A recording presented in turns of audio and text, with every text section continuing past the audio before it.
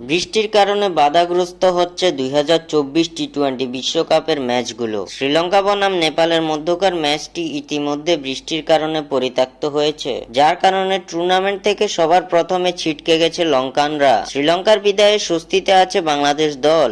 লঙ্কানদের বিদায়ে super 8-এ যাওয়ার রাস্তাটা মসৃণ হয়ে গেল বাংলাদেশের। আগামীকাল বাংলাদেশ সময় রাত 8:30 নেদারল্যান্ডসের বিপক্ষে মাঠে নামছে বাংলাদেশ। টি-20 বিশ্বকাপের ডি গ্রুপে টাইগাররা পয়েন্ট টেবিলে অবস্থান করছে দ্বিতীয় স্থানে। 2 ম্যাচে 1 হার 1 জয়ে টাইগারদের পয়েন্ট 2। অন্যদিকে সমান 2 পয়েন্ট নিয়ে তৃতীয় স্থানে অবস্থান করছে নেদারল্যান্ড। বাংলাদেশ বনাম নেদারল্যান্ডসের মধ্যকার ম্যাচটিতে জয়ী দল এগিয়ে যাবে সুপার 8-এর পথে। তবে এই ম্যাচের আগে বৃষ্টির সংখ্যার কথা জানিয়ে দিয়েছে স্থানীয় আবহাওয়া অধিদপ্তর। বাংলাদেশ নেদারল্যান্ডসের ম্যাচটি অনুষ্ঠিত হবে কিংস্টাউনে। কিংস্টাউনে বৃষ্টির সম্ভাবনা কতটুকু তা জানা গেছে এবার। স্থানীয় আবহাওয়া অধিদপ্তরের পাশাপাশি গুগলে জানা গেছে কিংস্টাউনে আগামীকাল 13 জুন বৃষ্টির সম্ভাবনা রয়েছে। ম্যাচের আগে লম্বা সময় বৃষ্টি হতে পারে সেখানে। শুধু তাই নয়, ম্যাচ চলাকালীন সময়ে কয়েক দফায় বৃষ্টি নামতে পারে কিংস্টাউনের আর্নস বেল স্টেডিয়ামে। বাংলাদেশ বনাম নেদারল্যান্ডসের মধ্যকার ম্যাচটি যদি বৃষ্টির কারণে পরিত্যক্ত হয়, সেই ক্ষেত্রে সুপার 8-এ যাওয়ার সমীকরণে কে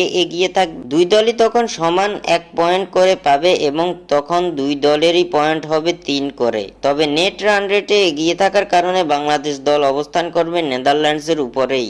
পয়েন্ট টেবিলের দ্বিতীয় স্থানে থাকবে বাংলাদেশ এবং তৃতীয় স্থানে থাকবে নেদারল্যান্ডস। শেষ ম্যাচে বাংলাদেশ যদি নেপালকে হারায় তাহলে সরাসরি সুপার 8-এর জায়গা নিশ্চিত করবে বাংলাদেশ। তবে আগামীকাল বৃষ্টির কারণে ম্যাচ পরিত্যক্ত হলে বাংলাদেশ এই 3 পয়েন্ট নিয়ে সুপার 8-এ যেতে পারবে যদি শেষ ম্যাচে নেদারল্যান্ডস শ্রীলঙ্কার কাছে পরাজিত হয়। তাই বৃষ্টির কারণে ম্যাচ পরিত্যক্ত হলেও বেশি সমস্যার সম্মুখীন হতে হবে না টাইগারদের।